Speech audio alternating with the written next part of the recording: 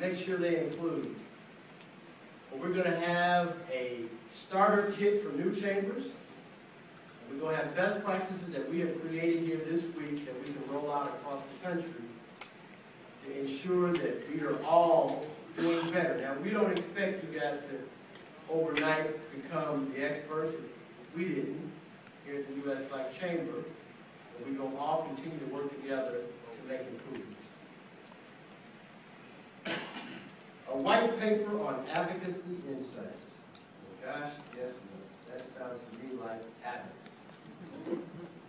And advocacy, as Charles alluded to, comes in many different forms. But I think the one that everyone said was relationships. Relationships with your elected officials, with your policymakers in your local communities, from the state, county, your community elected officials. We're going to bring them out.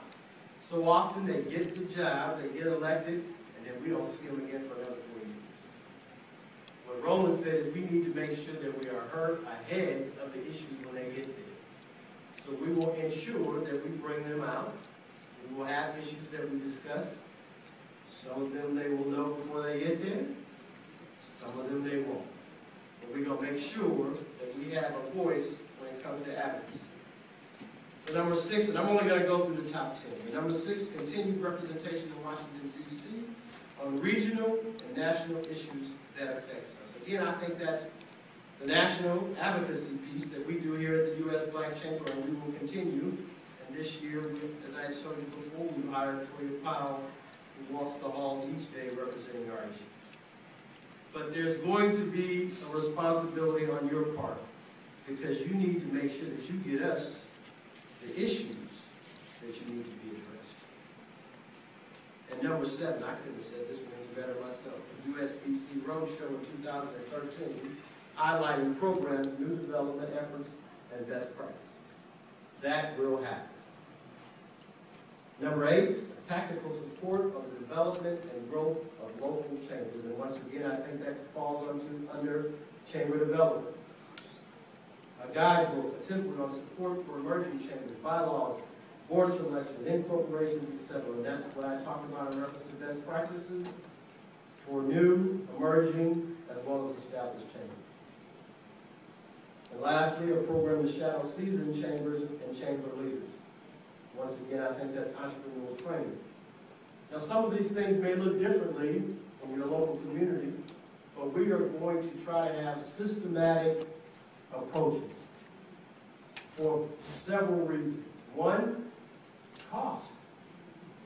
When I ask a web designer to say, hey man, we want a website for all of our chambers, heck of a lot easier when I'm talking about 100 chambers versus I'm talking about 1 or 2.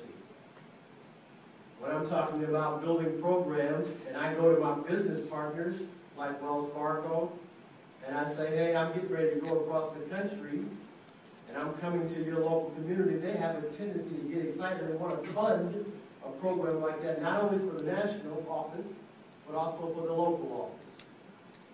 That's exciting. Those are opportunities. Those are the top 10 categories and priorities in which you thought you saw us being a support to you. I think the solution is, again, going to be a twofold approach. There are things that we're going to have to do here in Washington, D.C. on a national level, and there are things that you're going to have to do with your local communities. And as Aubrey talked to, there is a hierarchy. And we created it for a reason, because we understand that all chambers don't have the same strength and ability, don't have the same reach, don't have the same budgets, don't have the same community base. But guess what? We typically have the same concerns. So now we have an infrastructure that starts with the U.S. Black Chamber. We have 6 regional offices that support state chambers, that support local chambers. We are going to start to walk and talk the same. Right. I'm not trying to say we're going to be a franchise. I'm not trying to say that we're going to be a corporate entity, but the strength that we have is in numbers. You know, Ann Sullivan walked out of the room, and I'm kind of glad she did, because when she goes to the White House, she's not going by herself. She's going with 1.8 million members behind her. When I go to the White House today, it's a little different than what I went last year, because now I proudly say I have 109 black chambers across the country, and 240,000 business members.